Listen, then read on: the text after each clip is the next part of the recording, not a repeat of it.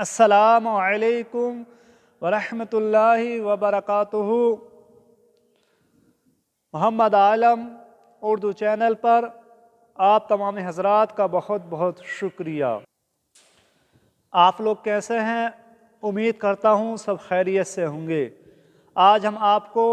عقیدے کا بیان بتائیں گے، یعنی ہمارا عقیدہ کیسا ہونا چاہیے، اس بارے میں ہم آپ کو بتائیں گے۔ آپ اگر ہمارے چینل پر نئے ہیں تو چینل کو سبسکرائب کریں اور بیل آئیکن کو بھی دبائیں تاکہ آنے والی ویڈیو آپ تک پہنچتی رہے۔ ہمارا عقیدہ کیسا ہونا چاہیے، کیونکہ اس کے بارے میں کافی اہم سوال ہے، یعنی کافی اہم بات ہے۔ اللہ تعالیٰ کی ذات و صفات کے عقیدے، یعنی اللہ تعالیٰ کی ذات و صفات کے عقیدے کے بارے میں بتائیں گے۔ عقیدہ، اللہ ایک ہے، یعنی ہمارا یہ عقیدہ ہونا چاہیے کہ اللہ ایک ہے، پاک ہے، بے مثل بے عیب ہے، یعنی اللہ میں کوئی عیب نہیں، ہر کمال و خوبی کا جامع ہے، کوئی کسی بات میں نہ اس کا شریک، نہ برابر، نہ اس سے بڑھ کر، وہ اپنی صفات و کمال کے ہمیشہ سے ہے اور ہمیشہ رہے گا۔ ہمیشگی صرف اسی کی ذات و صفات کے لیے ہے، اس کے سوا جو کچھ ہے، یعنی اس کے سوا جو کچھ ہے پہلے نہ تھا، جب اس نے پیدا کیا تو ہوا۔ وہ اپنے آپ سے ہے، یعنی وہ اپنے آپ سے ہے، اس کا کوئی شریک نہیں، یعنی اس کو کسی نے پیدا نہیں کیا، نہ وہ کسی کا باپ نہ کسی کا بیٹا، یعنی وہ نہ کسی کا باپ نہ کسی کا بیٹا، نہ اس کے کوئی بیوی، یعنی اس کی کوئی بیوی بھی نہیں، نہ کوئی اس کا رشتہ دار، سب سے بے نیاز ہے۔ اللہ رب العزت ان چیزوں سے پاک ہے، یعنی بے نیاز ہے، وہ کسی بات میں کسی کا محتاج نہیں اور سب اس کے محتاج ہیں، یعنی اللہ رب العزت کسی کا محتاج نہیں اور ہم سب جو اس کی مخلوق ہے وہ سب اس کی محتاج ہے۔ روزی دینا، مارنا، جلانا اسی کے اختیار میں ہے، وہ سب کا مالک ہے، جو چاہے کرے، اس کے حکم میں کوئی دم نہیں، یعنی جو اس کا حکم ہوتا ہے اس میں کوئی دم نہیں مار سکتا، وہ اس کے چاہے ذرہ نہیں ہل سکتا، یعنی اگر وہ نہیں چاہے تو اس کے بغیر ذرہ بھی نہیں ہل سکتا۔ وہ ہر کھلی چھپی ہوئی،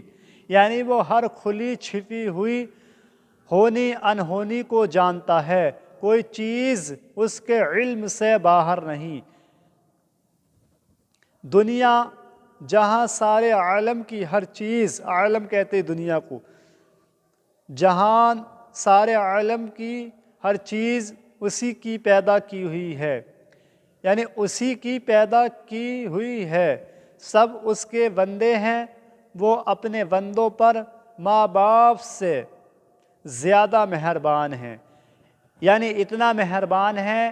کہ 70 ماؤں کا اگر ایک بیٹا ہو اور وہ اس کو اتنا پیار کریں تب بھی نہیں کر سکتے جتنا اللہ رب العزت اپنے بندوں سے پیار کرتا ہے، یعنی مہربان ہے، رحم کرنے والا، گناہ بخشنے والا، یعنی ہم گناہ کرتے ہیں اور سچے دل سے اگر توبہ کرتے ہیں تو وہ گناہوں کو بخشنے والا، توبہ قبول فرمانے والا، یعنی توبہ وہی قبول فرماتا ہے، اس کی پکڑ نہایت ہی سخت ہے، یعنی جب وہ پکڑ لیتا ہے تو دنیا میں کوئی ایسی طاقت نہیں جو چھٹا سکے، گمان بھی نہیں،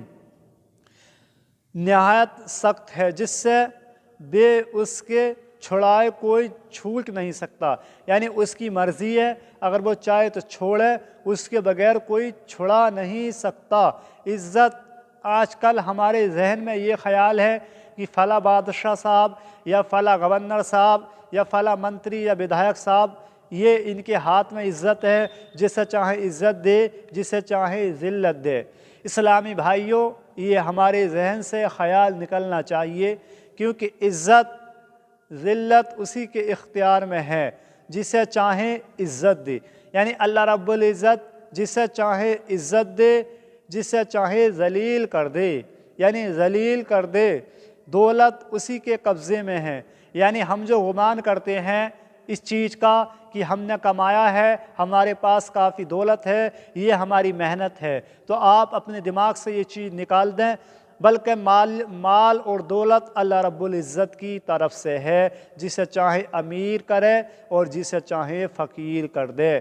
اس کی یہ شان ہے کہ جسے چاہے امیر کر دے اور جسے چاہے فقیر کر دے۔ ہمیں یہ نہیں بھولنا چاہیے